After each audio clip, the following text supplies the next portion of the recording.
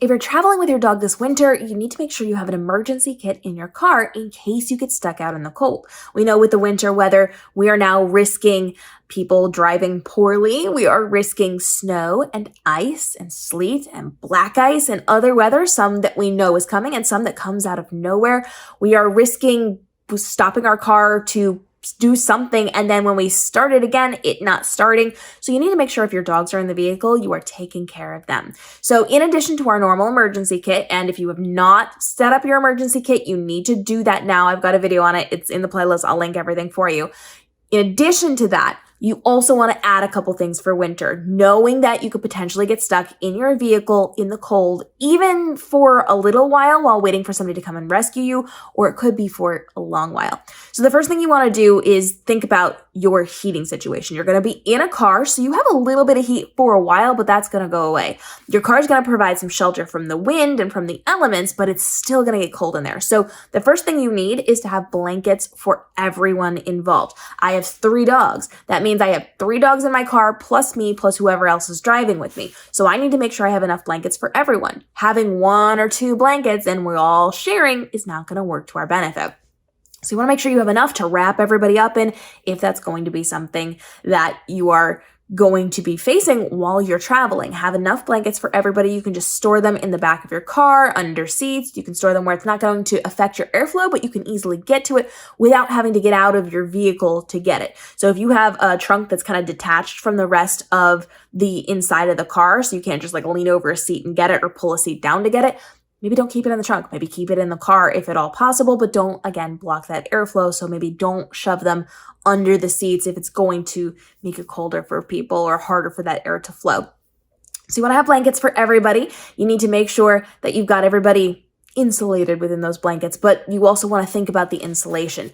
If you're only going to be there for a couple minutes, somebody's on the way, you know they're going to be there in 15, 20 minutes, you can endure a little bit of cold. But if it's going to take a little bit longer, you want to have some supplies to kind of block some of that airflow. So start thinking about where the air is going to be coming in your vehicle. We're probably going to see some air creeping through around the windows, the door where it's going to open and close, right?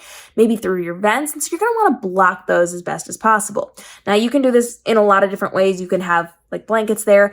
I know a lot of people recommend having plastic bags, so like Walmart, Target bags or garbage bags, and just filling in the cracks. If you can just stuff them in the cracks, that's going to stop a lot of that air from coming in. Will it stop it all? No, but it is going to stop a lot of it. It's going to make it significantly better and easier for you. So you're going to want to block off anywhere where air could potentially come in, again, around the windows and specifically, especially around the door where it opens and shuts. So you want to fill in as much of that as possible. I know some dogs might want to like play with it, so you may want to stuff some bags in there and then put a blanket or something over it. Have some toys to distract them. If you're going to be in a vehicle and it's going to be cold, you're going to need something to keep your dog's attention. So have some toys in there. That's part of the conversation with our emergency kit, but you want to make sure you also have some available for you for this as well.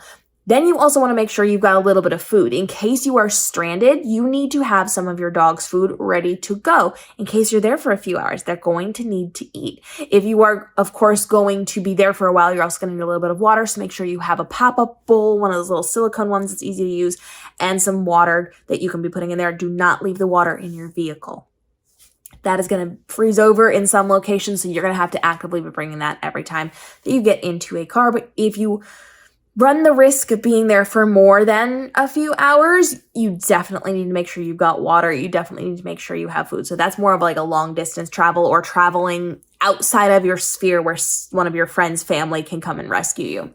You also want to make sure that you have anything that could potentially help in this situation. Those little pocket hand warmers, those can be very helpful. You can warm yourself up. You can wrap them up and kind of help your dogs to get warm, depending on what type of dog you have. That's something that they want.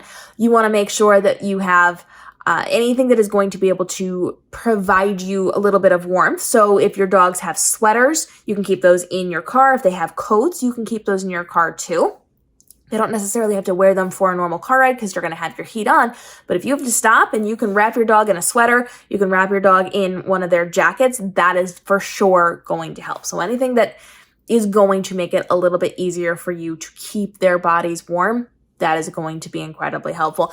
And then, of course, you also want to make sure that you have any type of supply that is going to be for their well-being. So if they need medication, you need to be bringing that with you. If they are going to need things for potty breaks, you're going to need to bring those things with you, our normal emergency kit type things. But our goal here with snow and with ice is to be able to get yourself out of that situation. So you can, of course, in the winter, do the normal things that you would do. Carry salt in your car. You can carry kitty litter in your car to get yourself out of a situation.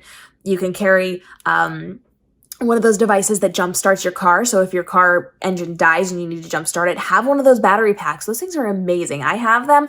They are so incredibly helpful because you don't need somebody else to come and find you or come and help you or hook all those extra things up. You can just hit the correct buttons and attach it properly, and you can do it yourself without having to wait and waste that heat. Now, that's another thing that is incredibly important, to make sure that if you do have to get out of your vehicle, your dogs are properly restrained. Because if you were in a situation where you were out of the vehicle and your dogs are in the vehicle, you gotta make sure they're in place. So harnesses, seatbelts, incredibly important.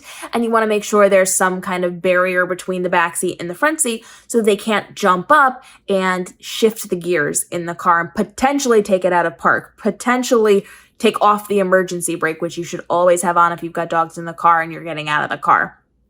And you wanna make sure that everybody's safe and protected. So keep them in their own boundary enforced space so that you don't have to worry about them if you have to get out of the vehicle to do things.